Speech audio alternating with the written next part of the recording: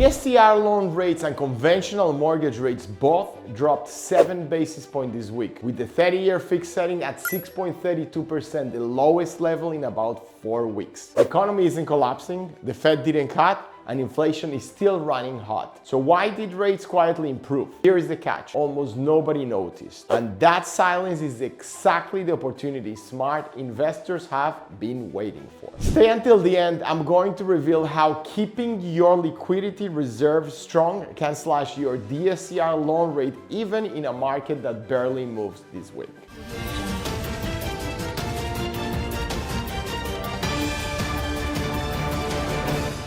The inflation data that didn't blow up the market. Why calm is the new bullish. March PPI, that is the Producer Price Index, which measures wholesale inflation, dropped on Tuesday, April 14, and here is what is interesting. It didn't shock anyone. Markets were braced for another inflation grenade after a hot CPI print early in the month, but PPI came in manageable enough that bond traders basically shrugged. The 10-year Treasury yield held its range. Mortgage rates didn't spike, and the whole inflation story that threatened to blow rates back towards the 7% just didn't materialize. That is not exciting headlines news, but in the current environment, no bad news is genuinely good news. The bond market staying calm meant DSCR loan rates had no reason to climb, and every reason to drift slightly lower into the end of the week. The quiet spring nobody's talking about. More sellers, fewer bidding wars. Here is what is actually shifting beneath the surface of this flat rate week. According to housing market coverage from Redfin and broader spring 2026 data, sellers are coming back. Inventory is slowly improving after years of being locked up, while buyers are still sitting on the sidelines, cautious about affordability at these rates. That combination is a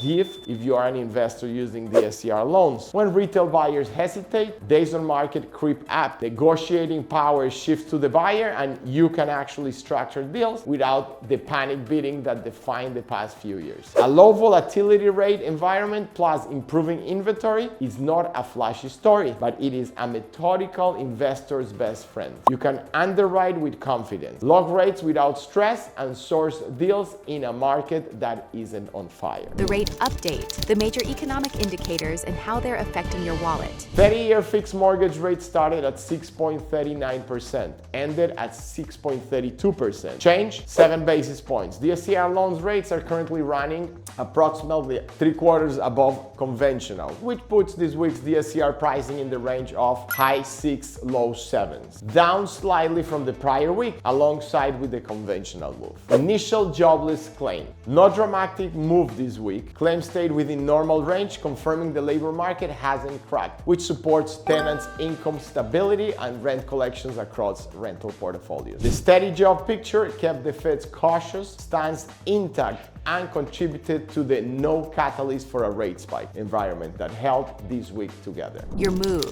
Lock now or wait for rates to fall further. Here is the honest answer. There is no dramatic catalyst on the near-term calendar that is going to push DSCR loan rates significantly lower in the next few weeks. PPI came in manageable, not great. The Fed is still on hold, and the next major inflation data point could easily push yields back up if it's surprised to the upside. What you have right now is a window quiet, low volatility, sitting at a 4-week low, and windows don't stay open forever. If you have a deal that pencils at today's rate, lock it. The math works now. Waiting for another 25 or 50 basis points of improvement while inflation data stays elevated is a gamble, not a strategy. The investors who win in this environment aren't the ones waiting for perfect rates. They are the ones who structure deals smart enough to work at the rates that exist. Now, let me unpack the strategy I promise you. Show strong liquidity reserves. This one is underused and underappreciated. DSCR lenders don't just look at the property's cash flow. They also look at